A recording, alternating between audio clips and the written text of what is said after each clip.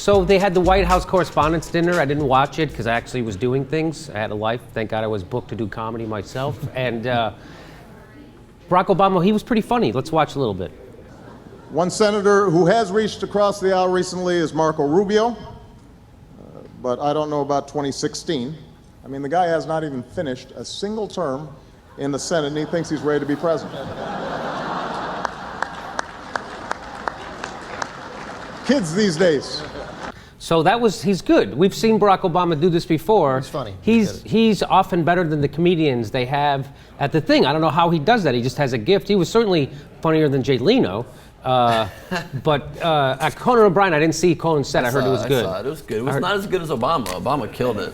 Right? It's kind of hard for Conan to follow, to be honest. 2 straight years where Obama has. That's the toughest thing to have to follow Obama because he's going to go. Why wouldn't the president close the event? Right. He's the president doing comedy. You see Conan doing comedy every night on TBS, and you don't see it. Right. So why would you not have the rare one time a year the president is a stand-up comedian close the show? Right, if you're going to let Conan close it, you should let him order a drone strike. Like make it a little something different. Yeah. Exactly. Right. Here's the president of the free world, and now here's Conan O'Brien doing his monologue from last Thursday. Right. Yeah. And so I'm watching. So he does a great job. So Bill O'Reilly decides to have Dennis Miller on. They have, he's a regular guest because apparently Dennis Miller never saw a face in the crowd. And so they have him on to critique Barack Obama's performance. And let's just watch how Dennis Miller handles it. He was good. I mean, he could do that for a living, I think. He's got good writers and delivered it well, right? Okay, Bill O'Reilly actually being up front. Yeah, liked it. Yeah. Liked it, just saying so, not putting any bullshit spin on it. And here's what Dennis says. Well, the thing to remember, by the way, Billy, is the entire Obama library will be in fine print. Fine print. Yeah. See, that's nice. Dennis Miller, got to give him credit on that one. He refuses to take the easy way out and say something funny right off the bat. That's what happens when Dennis Miller's jokes take the references out. Yeah. There's just no joke there. There's no little. Go ahead.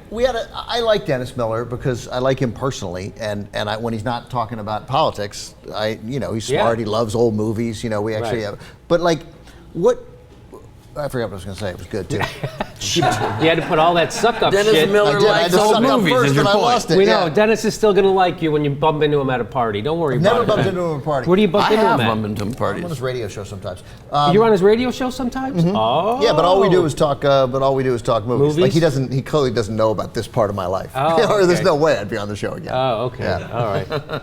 I just think, Dennis Miller, that joke is his typical joke with the references taken out. If you added that in there, it would have been much funnier in style. It would have been like, Obama's library is going to be all Dewey Decimal System and fine print from the late law firm of Dewey, Cheatham, and Howe. Am I wrong? And all of a sudden you're going to be like, oh, that's a great joke. Yes, right. Yeah. But there's no joke. It's going to be fine print like a Geico commercial. Something. He's going to say something. No, they repeat it. It's going to be fine print. Yeah, Fine print.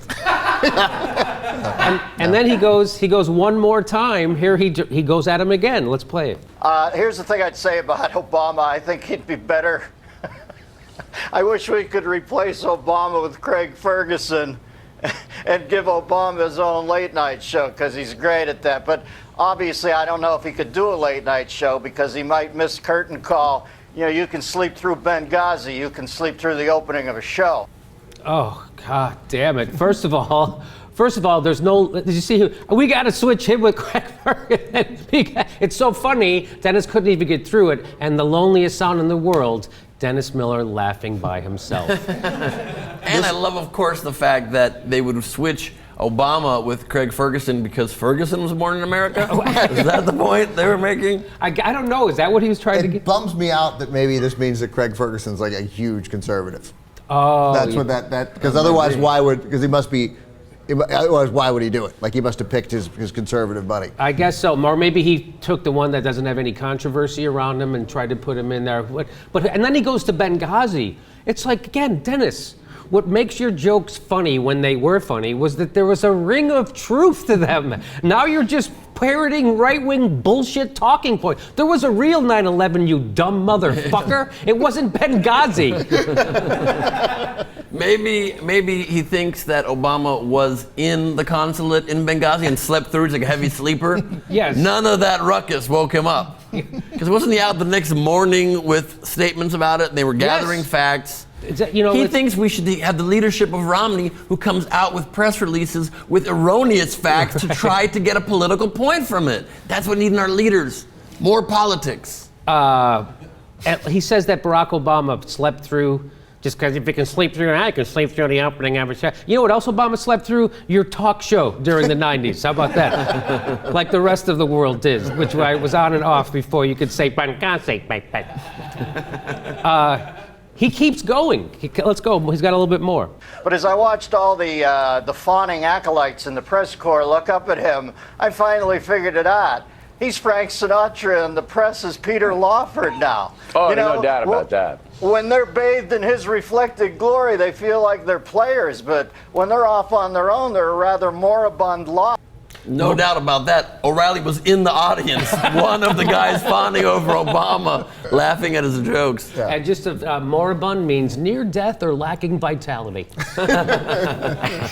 Rather moribund group. Because you know how much Dennis Miller and Bill O'Reilly hate suck-ups. I've done some extensive Craig Ferguson research while you guys were busy making funnies.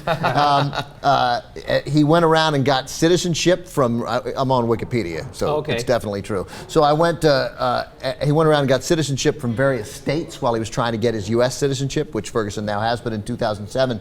And John Corzine, Democrat, but then John Hoeven from North Dakota, Mark Sanford, South Carolina, Mike Round, South Dakota, Rick Perry, Sarah Palin, all made him honorary citizens of their state. Craig Ferguson? Yeah. Really? Yeah. Look at that. I didn't know. Yeah, so so he now- must be a conservative then. I'm thinking That's what that I'm thinking was. that's what that Or is. maybe Sarah Palin thought Ferguson was Russian and thought he was a neighbor. That's right. Might He was be. just doing the neighborly thing, Yeah. right? Yeah. What am I going to do? Turn down my neighbors? These great Russian talk show hosts we have here.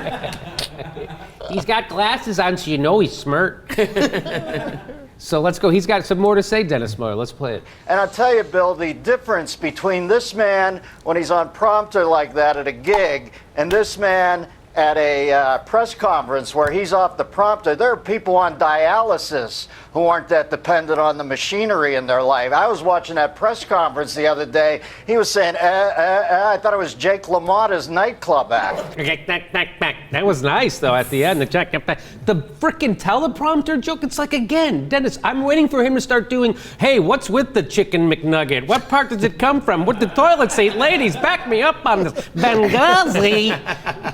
It's like, you're a fucking hack. It's unbelievable. Yeah. How does that happen? It's like watching Michael Jordan play left-handed. It's unbelievable. And Obama's actually very good without the prompter in those press conferences. He does go, oh, and he does do that a lot in between words, but he's saying very substantive things. Remember when he went into the Republican conference because they invited him, thought he'd never show up? Yes. He went in, destroyed them all in a live question and answer session for an hour and a half. Yeah. But people on dialysis could be more dependent on my bullshit. Also, at the end of this segment, what's going to happen is that he's going to go, Bill O'Reilly's going to, all right, thanks, Dennis. And then O'Reilly's going to say, coming up next. I mean, your guy's reading the prompter. We all read. We don't have it here. Everybody in television reads a prompter. Everybody uses a teleprompter, for Christ's sake. Dennis Bannon is more dialysis. Yeah, there's... It's just, there's less bullshit at a factory farm than there is on Dennis Miller's stand-up set right now. It's and that guy's great. That's the thing, Ben. Yeah. And we all know he's one of the best comedians ever. Miller's it's like he's doing this on purpose. Yeah. He can't even get engaged because he knows it's bullshit. He should have continued the conservative philosophy in that joke. He's like, I never seen people as dependent on, as they were on a dialysis machine, which we should obviously cut funding for the elderly and poor. Who needs those kind of machines? It's like a prompter, and we don't like prompters, so we should get rid of all medicine. Help those in need.